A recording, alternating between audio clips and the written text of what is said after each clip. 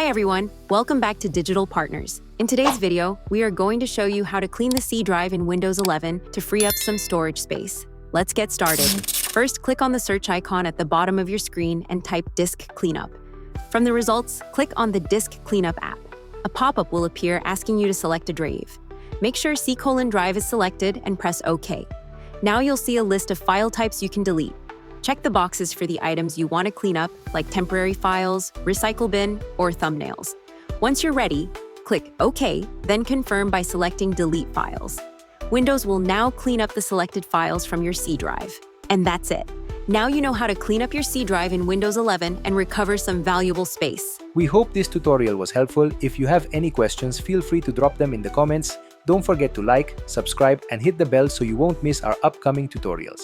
Thanks for watching Digital Partners, and I'll see you in the next video. Bye.